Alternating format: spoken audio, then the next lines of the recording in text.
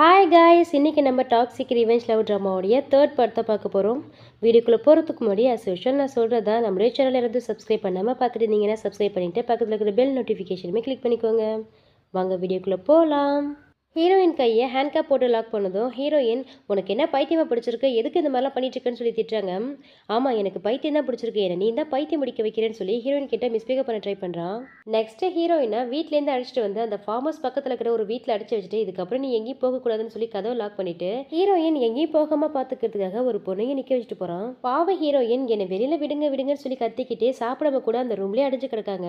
மறுநாள் ஹீரோயினை பார்க்க வரும்போது அந்த மெய்ட் பொண்ணு ஹீரோயின் எதுவுமே சாப்பிடலன்னு சொன்னதும் ஹீரோ அந்த சாப்பாடை வாங்கிக்கிட்டு உள்ள போயிட்டு ஹீரோயின் கிட்ட என்ன சாப்பிடாம இருந்து ஸ்ட்ரைக் பண்றியான்ட்டு அந்த மெயின் பொண்ணு கிட்ட ஹீரோயின் வாயை திறக்க சொல்லி அந்த சாப்பாடு எல்லாத்தையும் வச்சு திணிக்கிறான். நான் தான் ஆல்ரெடி சொல்லியிருக்கேன்ல உன்னுடைய லைஃப் என்னுடைய கையிலன்னு, இப்படியே சாப்பிடாம இருந்து செத்து போயிலான்னு பாக்குறியா, நீ சாகுனா கூட அதுக்கு என்னுடைய பெர்மிஷன் வேணும்ட்டு அந்த சாப்பாடை ஃபுல்லா வச்சு திணிக்கிறான். ஹீரோயினுக்கு கோவம் வந்துச்சு. அந்த சாப்பாடு அப்படியே கீழே துப்பிட்டு எதுக்கு என்ன ஃபோர்ஸ் பண்ணிட்டு இருக்கீங்க, நான் தான் சொல்றேன்ல எனக்கு சாப்பாடு வேணான்னு, எனக்கு சாப்பாடு வேணான்னா வேணான்னு தான் சொல்லி ஹீரோயின் ரொம்ப ஸ்ட்ராங்கா பேசுறாங்க.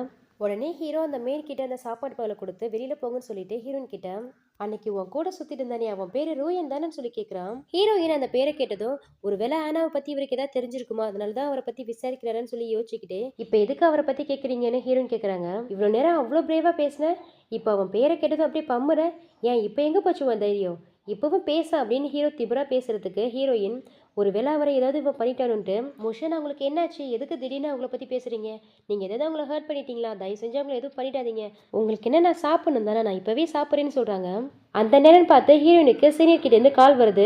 அந்த காலை அட்டன் பண்ணுறதுக்குள்ளே ஹீரோ அந்த ஃபோனை பிடுங்கி அதில் சீனியர் நம்பரை பார்த்துட்டு உடனே அந்த ஃபோனை தூக்கி போட்டு உடச்சிட்றான். மோஷன் எதுக்கு இந்த மாதிரிலாம் நடந்துக்கிறீங்க, உங்களுக்கு என்ன பிடிக்கலன்னா தயவு செஞ்சு என்னை கொன்றுங்க, என்னை எதுக்கு இவ்வளோக்கு டார்ச்சர் பண்ணுறீங்கன்னு ஹீரோயின் கேட்கறதுக்கு, நீ பண்ண தப்புக்கு அவ்வளோ சீக்கிரம் உன்னை சாக விட்டுவேனா, நீ இன்னும் அனுபவிக்க வேண்டியது நிறைய இருக்குது, அவ்வளோ ஈஸியெல்லாம் உன்னை விட மாட்டேன்னு சொல்லிட்டு அந்த கதவை லாக் பண்ணிட்டு போயிடுறான். ஹீரோ போன கொஞ்ச நேரத்திலேயே ஹீரோயினை பக்கம் அந்த வேன் வரா. இந்த வேன் ஹீரோயின் கிட்ட அப்படியே நல்லவ மாதிரி பேச ஆரம்பிக்கிறா. நீ என்னதான் தப்பு பண்ணாலும் அதுக்காக உன்னை எப்படியா டார்ச்சர் பண்றது, ஜீசு நீ எதுக்கு கவலைப்படாத, நீ இங்கேருந்து தப்பிச்சு போறதுக்கு நான் உனக்கு ஹெல்ப் பண்ணேன்னு சொல்றான். அதை கேட்டது ஹீரோயினுக்கு ரொம்ப சந்தோஷமா இருக்கு. அவன் நல்லவன் நினைச்சு அவளுக்கு தேங்க்யூலாம் சொல்றாங்க. இந்த வேன் ஹீரோயின் தப்பிக்க பிளானை சொல்லிட்டு ஹீரோயினுக்காக வெளியில வெயிட் பண்ணிட்டு இருக்கா. இந்த வேனுடைய செக்யூரிட்டி வேன் கிட்ட நீங்க உண்மையிலே ஹீரோயினை தப்பிக்க வைக்க பிளான் பண்ணிருக்கீங்களா என்னன்னு சொல்லி கேட்கறான். அதுக்கு இந்த வேனு, நானாவது தப்பிக்க வைக்கிறதாவது, என்னை பார்த்தா அவ்வளோ சீக்கிரம் அவளை விட்டுற மாதிரியா தெரியுது, அவகிட்ட ஒரு டூப்ளிகேட் சாவியை கொடுத்துருக்கா, அதை வச்சு அந்த காரை ஸ்டார்ட் பண்ணி போனானா போற வழியிலே செத்து போயிடுவா, அப்படி ஒரு பிளான் பண்ணி வச்சிருக்கேன்னு சொல்றான். அப்போது நீங்கள் என்ன தான் பிளான் பண்ணியிருக்கீங்கன்னு கேட்குறதுக்கு, அது இன்னும் கொஞ்ச நேரத்தில் உனக்கே தெரியும்னு சொல்லிட்டு நான் இப்போ பிஸ்னஸ் ட்ரிப்புக்காக அப்ராட் போகிறேன், என்னை கொண்டு போய் ஏர்போர்ட்டில் ட்ராப் பண்ணுன்னு சொல்கிறான். அங்கே ஹீரோயினுமே பேக் எடுத்துகிட்டு முகத்தெல்லாம் கவர் பண்ணிட்டு வந்துட்டுருக்காங்க. சரி அவள் வந்துட்டா, இதுக்கப்புறம் நம்ம இங்கே இருக்க வேணாம், நம்ம போகலான்னு சொல்லிட்டு இவங்க 2 பேரும் கிளம்பிடுறாங்க.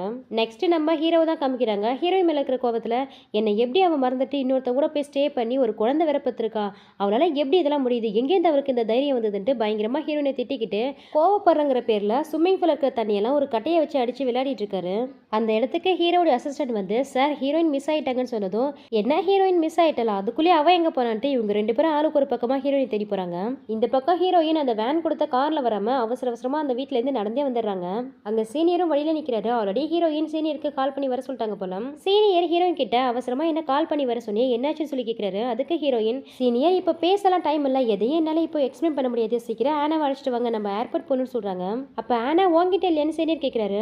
சீனியர் ஆனா என்கிட்ட இல்ல, அப்ப குழந்தை எங்கன்னு சொல்லி ஹீரோயின் கேட்கறதுக்கு, இசு நீ தானே அன்னைக்கு குழந்தைய போய் பாருங்கன்னு சொன்னா, நானும் குழந்தைய பார்க்கலான்ட்டு போனேன், ஆனா அங்க குழந்தை எங்கேயுமே கிடையாது, ஒருவேளை குழந்தை மிஸ் ஆகி உன்கிட்ட வந்துருப்பாலும் நினைச்சுதான் கன்ஃபார்ம் பண்ணிக்கிறதுக்கு அன்னைக்கு உனக்கு கால் பண்ண, ஆனா நீ எடுக்கவே இல்லைன்னு சொல்றாரு.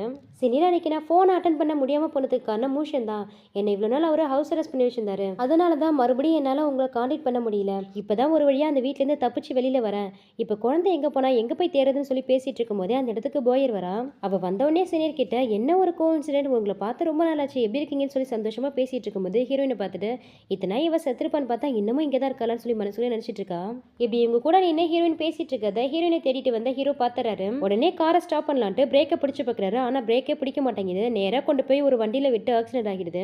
அந்த வேன் இந்த காரோடைய பிரேக் ஒயரை கட் பண்ணிட்டு தான் டூப்ளிகேட் கீயை ஹீரோயின் கொடுத்துருப்பா. ஹீரோயினுக்கு வச்ச வேலையில இப்ப ஹீரோ வந்து மாட்டிக்கிட்டாரு. ஹீரோவுக்கும் ஆக்சிடென்ட் ஆனதும் இவ்வளோக்கும் நம்மள டார்ச்சர் பண்ணானே, இவனை எதுக்கு நம்ம பார்க்கணும்லாம் ஹீரோயின் நினைக்கலாம்.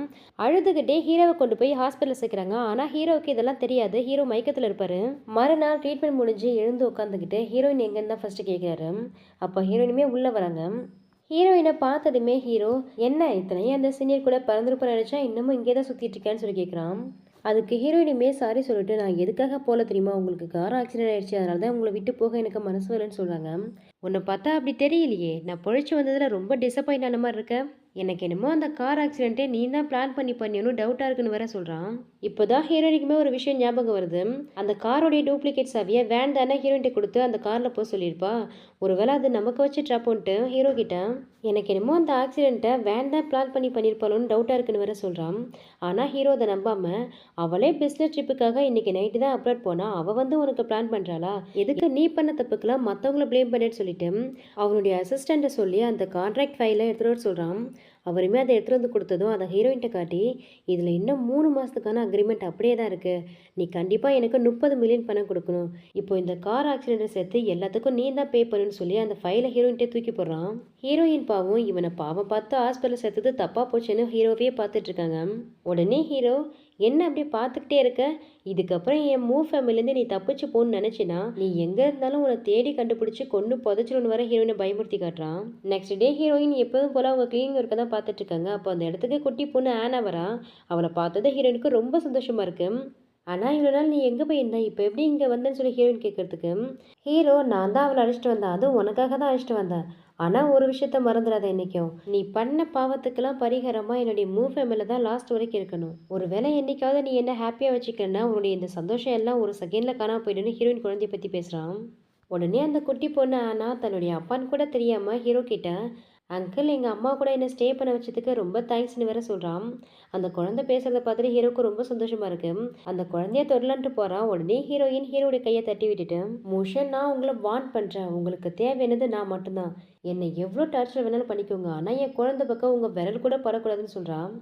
சரின்ட்டு என்னமோ பண்ணி தொலைங்கன்ட்டு ஹீரோமே இங்கேருந்து போயிடுறாரு. அப்படியே ஒரு சில நாட்கள் போது ஹீரோ கூட அந்த குழந்தை நல்லாவே அட்டாச் ஆயிடுச்சு. அந்த குழந்தை கூட விளையாடுறது தூங்குறதுன்ட்டு ஹீரோக்குமே அந்த குழந்தைய ரொம்ப பிடிக்க ஆரம்பிச்சிருச்சு.